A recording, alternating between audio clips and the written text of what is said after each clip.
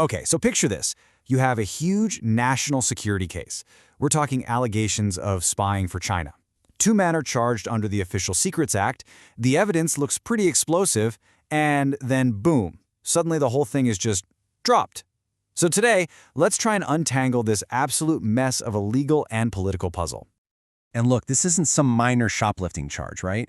This is a case that gets right into international relations, actual espionage, and it really makes you question the integrity of the justice system itself. So the big question is, what on earth happened here?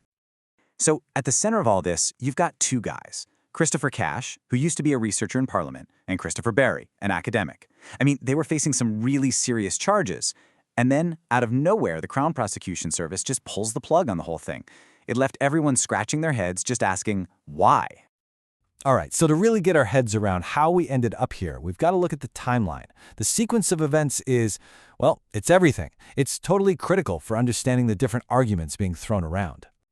Okay, so you see what's happening here? The alleged spying happens under a conservative government. The charges are even brought under that same government. But then, Labor takes power, and not long after, the case gets dropped. You can already see how that political shift is going to be a massive central part of this story.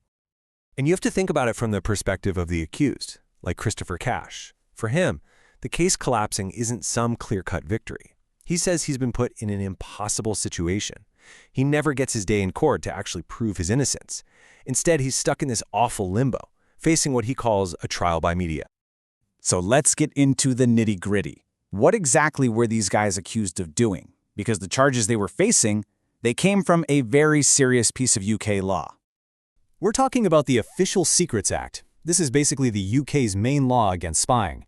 So if you get charged under this act, it means the government believes you have seriously damaged, or at least tried to damage, national security. It's no joke. And the specifics here were pretty heavy. The prosecution was alleging that they were working with a top-level leader in China's security services, gathering information that was harmful to the UK and then passing it along. This was not some small-time allegation, not by a long shot.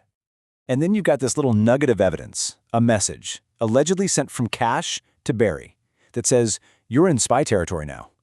I mean, come on the surface that looks incredibly damning, right? It just paints this picture of two people who knew exactly what kind of game they were playing.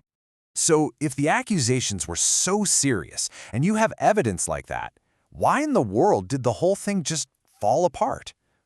Well, this brings us to the official reason given by the prosecutors, and believe me, it's a fascinating and kind of weird legal detail.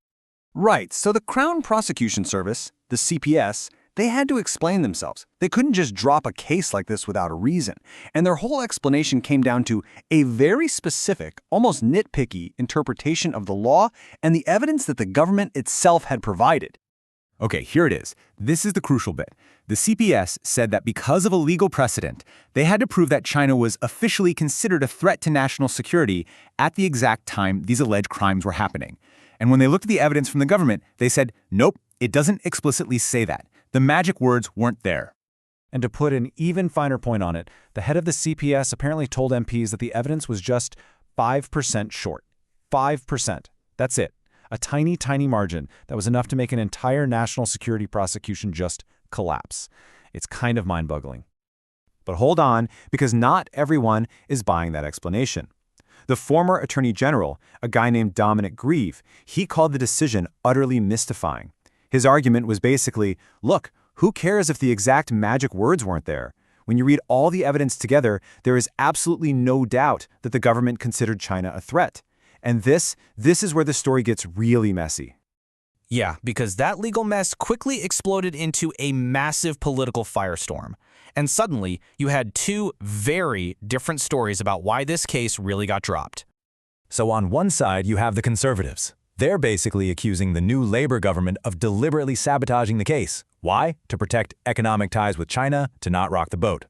But then Labor fires right back. They say, hey, hang on, the alleged crimes happened on your watch. The whole case depended on what your government thought about China at the time, so if the evidence was weak, that's on you. And right at the heart of this whole political blame game are three crucial witness statements. They're all from a top security official. The first one was submitted when the conservatives were in power, but the next two came under Labor. And it's the specific wording in that third and final statement that has caused such an uproar. So check out the language from that third statement, the one submitted under the Labour government. It describes the UK's relationship with China like this: "We will cooperate where we can, compete where we need to, and challenge where we must." Now, to some people, that just sounds like pretty standard, carefully worded diplomatic speak, right? But to others, like the Conservative MP Alicia Kearns, that phrase sounded a little too familiar. She points out that it's a direct lift, her words, straight from the Labour Party's manifesto, and for her, that's the smoking gun. It suggests that a supposedly neutral civil servant was politically pressured to soften the official stance on China, and in doing so, they torpedoed the entire case. So, where does all of this leave us? Well, we're left with a collapsed spy case, and just this huge cloud of really unsettling questions. Questions that get to the very heart of the UK's legal and political systems. I mean, what are we supposed to think? Did the CPS just get cold feet and make a legal error? Was there real political pressure behind the scenes to drop this thing? Did a top security official just not use the right words in their statement? Or was this whole case just built on a shaky foundation from the very beginning? Ultimately, it all boils down to this, doesn't it? Was the collapse of this huge espionage case just a simple bureaucratic screw-up, a cynical political move to protect business interests, or just a straightforward legal failure? The honest answer is, we don't know. It's still buried somewhere inside this massive puzzle of law, politics, and international intrigue.